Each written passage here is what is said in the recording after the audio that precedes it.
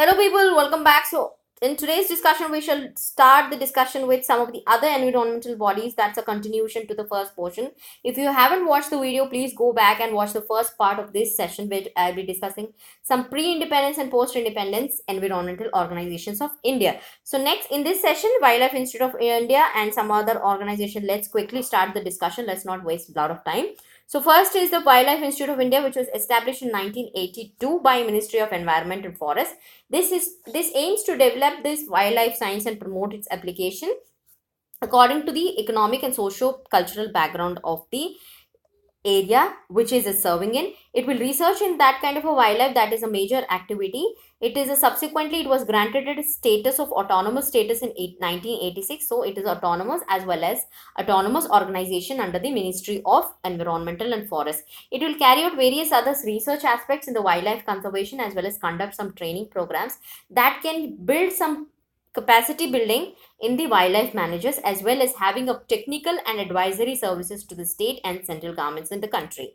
So the next portion, before that, let's quickly glance to the objectives of the Wildlife Institute of India. Scientific knowledge it will try to build up, train the personnel, then carry out some research in management of the development of such techniques that can help in improving the environmental conditions, provide that information advice to the specific wildlife management problems, wildlife research management training, as well as developing a regional center for international importance. Then comes the Central Zoo Authority, which is an autonomous and a statutory body. It is a statutory body under the Wildlife Protection Act of 1972.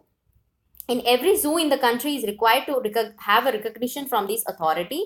It will not just give a recognition, but it will also fund and give some kind of technical assistance to all the zoos in the country. It will also determine what kind of an exchange of organisms that happen between two different zoos also is identified by the Central Zoo Authority. It will act as a more a facilitator than a regulator, because it has to facilitate the growth of the animals in an ex situ kind of a conservation method. Its primary function is to recognize such zoos and giving them the financial assistance, give some money. Why does a zoo require money? Because it has to feed the animals located in the zoo, and it will also have some capacity building training programs, breeding plant programs in the area. Then next comes a very important body, friends, because in 2018 itself there was this global tiger consensus that is happening, where all the countries, tiger rich countries, tiger available countries like Russia, Cambodia, Laos, Vietnam, all these countries have come up together and they are starting to improve the tiger variety. So there has to improve the increase the number of population of the tiger. Such the body that was established after the Project Tiger of 1973 program in India was the National Tiger Conservation Authority. It is established in 1973 as a centrally sponsored camp. Ministry of Environment and Forests gives some money from its own base, as well as state also funds some of the portion to have a authority of legal banking for appraisal of tiger status, conservation initiatives, as well as constituting the committees that will enhance the tiger conservation methods in the country. It does is try to identify which all areas has to be nominated as a tiger reserve, giving them a plan which is very specific to the reserve area, lay down the annual report before the parliament itself. They give the annual report to the parliament, and they declare new tiger reserves. Well, lots of committee set up at state level as well as the chief minister level, who is the head of the state level conservation authority, and prime minister heads the National Board of Wildlife, and NTCA is headed by the Ministry of Environmental and Forest. That you have to remember. Then comes the Genetic Engineering Appraisal Committee. It's another apex body under the Ministry of Environment and Forest, under the rules of manufacture, use, import and export and storage rules of 1983, according to which what it does is it will try to have some activities that will reduce the large scale use of hazardous microorganisms and approve such proposals to release a genetically engineered organisms, which is done by Genetically Engineering Appraisal Committee. What does it function is, it functions such kind of an activities to reduce the involvement of the hazardous organisms. It will try to maintain or appraise such proposals which are releasing genetically modified organisms into the environment without any, before trying out any field trials. It will not allow such kind of a things, and it will start to build up some community committees with a lot of persons authorized to powers of punitive action, like it can penalize the persons who are giving the proposals to the use of the genetically modified organisms in the country. So that is the main mission and objectives of this genetical engineering appraisal committee. Next we come to the National Board of Wildlife, which was established under the Indian Board of Wildlife in 1952 to safeguard and monitor the wildlife. It is basically doing the conservation methods through legislation and measures by establishing the national parks, sanctuaries, and giving them zoological gardens. Then public interest promotion as well as education in the wildlife is being promoted through this organization. It is advisory in nature. Whom does it advise? It advises the central government to frame such policies that can enhance the conservation of wildlife. It can, without its permission, nobody can alter any kind of a national park or a wildlife sanctuary boundaries. Then the National Board of Wildlife is chaired by Honorable Prime Minister.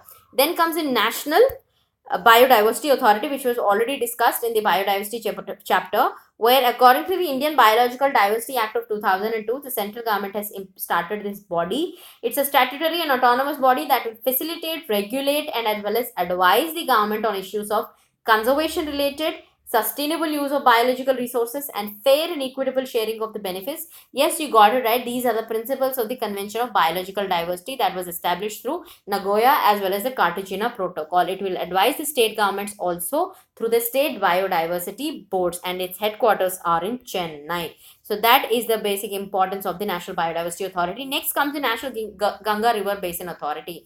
Why do we need a Ganga River Basin Authority? Because Ganga Action Plan, which was initially started in 1985, its focus was on the main river where 25 towns are covered in this area. We wanted to protect the Ganga's pristine culture under the Environmental Protection Act of 1986 by planning, financing, monitoring, and coordinating. Body like this will be set up so that it will have a river based management plan. It will try to prevent and control and abate the pollution in the Ganga river. It will try to minimize the ecological flows in the river Ganga. It will try to plan, finance, and execute some of the programs that can have the abatement of the pollution in the river Ganga areas, as well as to augment some kind of a sewerage infrastructure, catchment area treatment, protection of floodplains, and creation of some public awareness regarding the problems of environmental pollution in the area of river Ganga, whichever it flows through. It will also promote the conservation practices that will include the recycling, reuse, rainwater harvesting, decentralized sewage water treatment plants. All these comes under the Ganga River Basin Authority plan, which was first Ganga Action Plan in 1985. So then what happened? The second plan came in 93, and then National River Conservation Plan of 1995, which was specifyingly river Ganga Basin rivers. It has targeted different stretches of rivers. And then finally the River Ganga Basin Authority has come up, which is chaired by the Prime Minister as well as some union ministers concerned and the chief ministers of all the states wherever Ganga flows. That is Uttarakhand, Uttar Pradesh, Bihar, Jharkhand, and West Bengal. The apex body of NGBRA, which is the National Ganga River Basin Authority, is headed by the Prime Minister for the policy decisions, and standing committee is headed by the Ministry of Finance. At the state level also, we have state river Ganga river conservation authorities. 5 river Ganga Basin states are there. So all the 5 chief ministers from these states are a part of the National River Ganga River Basin Authority. So that is it. And then Namami Gange program in recent times, it is a project under separate ministry for Ganga regeneration it has started, where conservation methods of tributaries of Ganga stretches are being planned. So that all in all is the National Ganga River Basin Authority. Just an extra addition to it is a national, recently in 2016, a National Ganga Council has been also set up under the Honorable Prime Minister chairmanship. The river, water resources as well as Ganga Regeneration Department, also Ministry of Department will be set up a kind of a council, and they will start making some policy decisions. That is the current affairs portion that has been added to this. And this all in all is National Ganga River Basin Authority. Some of the previous questions, let's see. Animal Welfare Board, which was established under Environmental Protection Act 1986, is it true? No, I have already said you. 1960 Prevention of Cruelty of Animals, that was established under. National Tiger Conservation Authority is a statutory body. Yes, it is a statutory because it was established under Wildlife Protection Act of 1972. And then comes the National Ganga River Basin Authority, chaired by Prime Minister. Very true. So all three statements are right. The next question is National Ganga River Basin Authority. What is an important feature? See, the river basin is a main planning unit and management unit. Yes. The river conservation efforts at national level. Yes. One of the chief ministers through which the Ganga flows becomes the chairman. Chairman is always is headed by only the prime minister of the country. So the third statement becomes wrong. 1 and 2 are the correct one. The genetic engineering proposals is established under Environmental Protection Act of 1986, which I've already mentioned in this slide. Please get back if you are not understanding or you want a recap of quick revision. So you can just go and see in this very video where I have explained the Genetic and Engineering Appraisal Committee is based on Environmental Protection Act of 1986. Bombay Natural History Society. So let us see something regarding it. Is it an autonomous organization under the Environmental Ministry? Okay, let's keep it aside if you're not aware of it. It's tried to conserve the nature to research, education, and public awareness. Very true. It conducts even museums regarding the plant diversity also. Okay. The third one is it organizes, conduct natural trials and camps for general public. Does it natural trials and camps it will organize? That is nothing but it is a museum. So all three of this is right because it is an autonomous organization. Pre-independence organization, most of them are given autonomous status after the independence. So this organization is right and 1, 2, 3 is the right answer.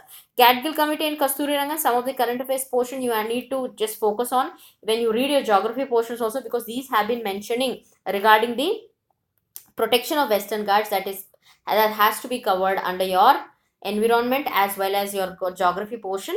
So please keep a track of the current affairs portions also. So in the next session, some of the other more environmental bodies that I have been left with are the National Green Tribunal, National Green Crops, Wildlife Conservation Trust, National Afforestation, and Eco Development Board, Chipko Movement, Apico, and Silent Valley Struggle. All of that I'll be discussing in the next session. Before I end up this session, I want you to think about the personal guidance program by Aurora Sir, who is an experienced mentor who will guide you step by step by giving all the material, one-to-one phone calls, everything, all the support system will be very intact that you need not worry about your preparation mode. You just have to believe in one person who will guide you till the end, make you in the final list. So that is the personal guidance program. Do check out the contact details and do contact regarding the information.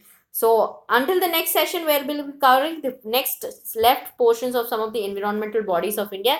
Till then, Jai Hind, take care.